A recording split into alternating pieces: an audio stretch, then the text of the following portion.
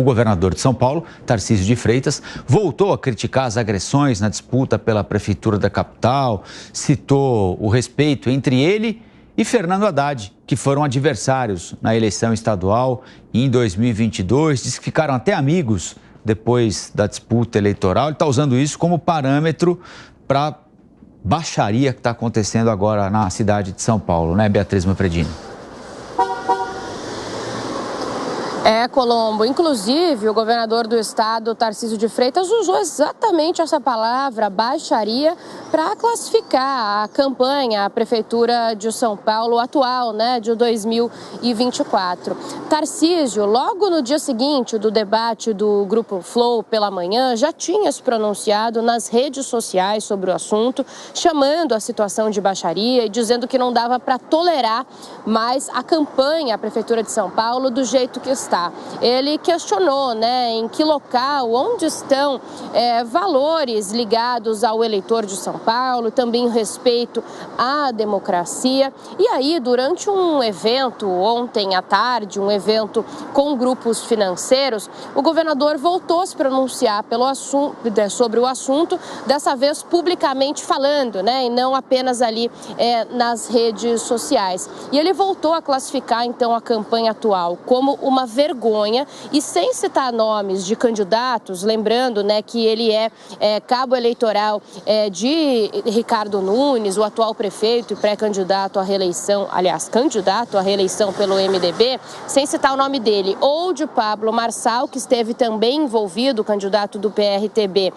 em toda aquela confusão, aquela agressão no debate do Grupo Flow. Ele relembrou, então, a campanha em que concorreu em 2022, né, em que conseguiu o cargo de governador do estado de São Paulo, e disse que ele, Fernando Haddad, atual ministro da Fazenda, nunca apelidaram um ao outro, sempre debateram, sempre usaram o campo das ideias e que terminaram amigos no fim da disputa. A gente tem o trecho dessa fala de Tarcísio, vamos acompanhar.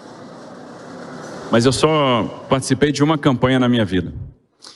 E foi um embate de ideias. Era um embate direita e esquerda. E foi um embate que se fez de forma respeitosa. Foi um embate que a gente nunca partiu para agressão. Nunca debochei, nunca botei apelido, meu adversário também não. A gente discutia privatização. Eu era a favor, meu adversário era contra.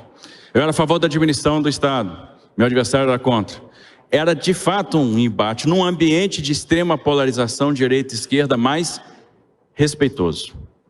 Quando terminamos a eleição, a gente terminou amigo, sem problema nenhum. Posso ser adversário político, não preciso ser inimigo. Tarcísio finalizou dizendo, ainda sem citar nomes, que alguns desses caras, nas palavras dele, né, que estão aí na disputa eleitoral, infelizmente, ainda seduzem muitas pessoas. Ele disse que muitos jovens e muita gente está iludida, inclusive muita gente está de olhos fechados para o que está acontecendo na atual campanha à Prefeitura de São Paulo. Colombo. Beatriz Manfredini conversando com a gente ao vivo e direto de São Paulo. Faz sentido?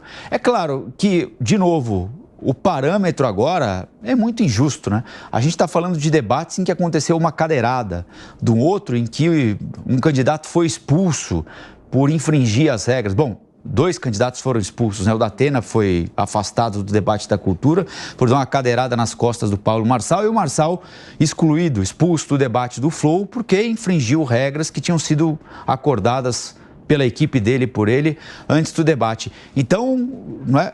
Qualquer coisa para baixo disso é muito bem-vinda, é tida como bom trato, mas também não dá para esquecer dos embates duríssimos que houve entre PT e bolsonarismo nas últimas eleições, com um dizendo que ia fuzilar a petralhada, outro dizendo que o fascismo tinha sido responsável pela morte de não sei quantas pessoas. Então, não é? Muita calma nessa hora também, né?